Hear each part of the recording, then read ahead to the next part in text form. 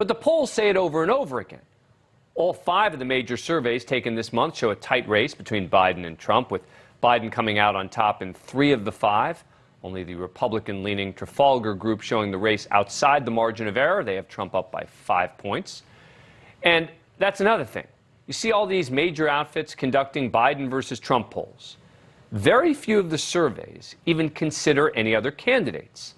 Of the 14 major 2024 surveys released in the last 2 months, 11 of them consider Donald Trump to be the only Republican candidate. And 7 of those polls, of the 11, focus exclusively on Trump versus Biden. The other 4 include Kamala Harris as the lone alternative on the Democratic side. Just 3 of those 14 surveys even acknowledge any other candidates. Why are Biden and Trump the only choices being considered when the public doesn't like the choices? Look at this finding from a Quinnipiac poll out Wednesday. 64% of Americans don't want to see Donald Trump run for president in 2024, compared to just 32% who do. And a whopping 71% don't want to see Biden run, compared to just 24% who would like to see him seek a second term.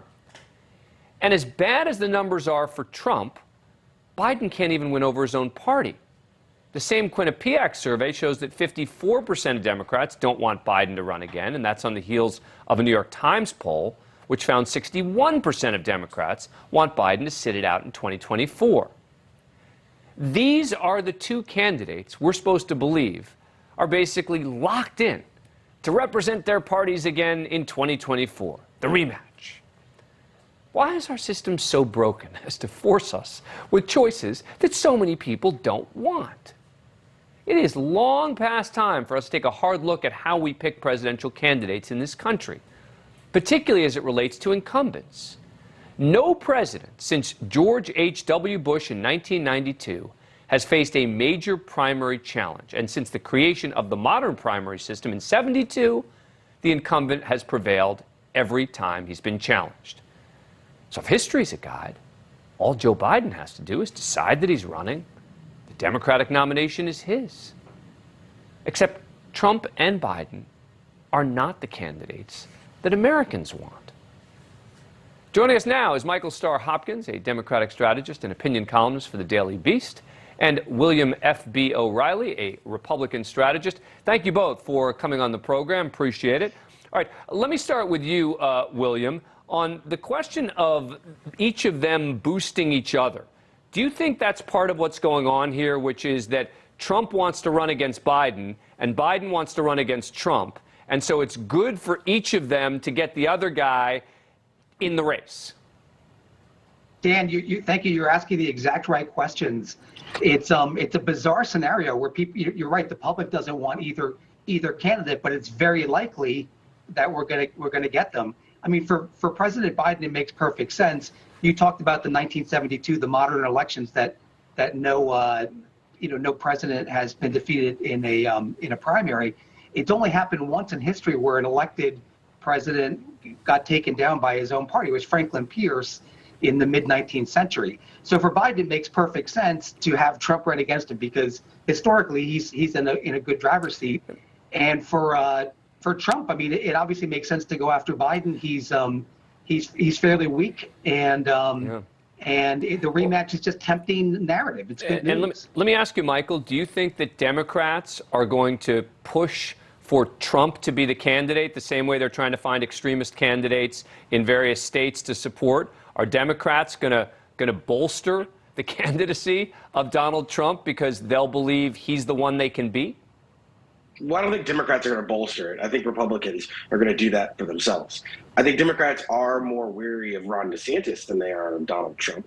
But this notion that Democrats boosting extremist candidates is unique to the Democratic Party, it's part of politics. It's not pretty, but it's what both parties do when we have close majorities. They try to find candidates who we can take advantage of.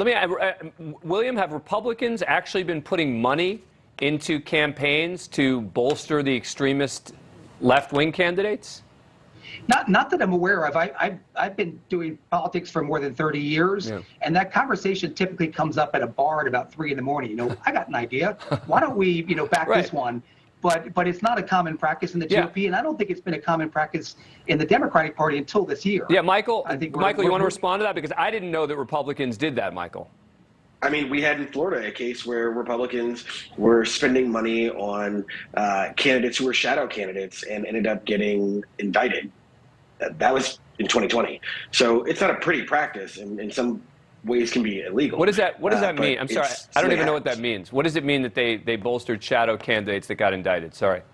So what the Republican Party in Florida did was put candidates on the ballot who weren't actually running for president and built an apparatus that looked like a campaign, but really was just television ads, radio ads, attacking Democrat that weren't actually, there was no real campaign. They were trying to split the vote.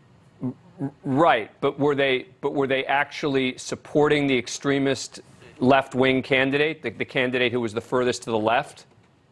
Well, first I'm going to reject the idea that there's an extreme left wing comparable to Marjorie Taylor Greene. Whether it's comparable or not, there is an extreme left wing in the Democratic Party, and if you guys don't own that, you're going to have a real problem. I mean, seriously, you would deny that there is an extreme. I'm not saying it's necessary. I'm not saying everything's equal. I'm just asking you. You don't think that there's an extreme left wing in the Democratic Party? No, I don't think there's a comparable extreme. Extreme means that there's someone who's so far out of the scope that they're a danger. I don't see any member of the Democratic Party that is at that point. People point to Ilhan Omar. That's always the kind of go-to person. But that's not comparable to the Matt Gaetz, the Marjorie Taylor Greenes, the Ronnie Jacksons of the world. Thank you for watching. Go to newsnationnow.com to find News Nation on your cable provider. And don't forget to click the red subscribe button below to get more of News Nation's fact-driven, unbiased coverage.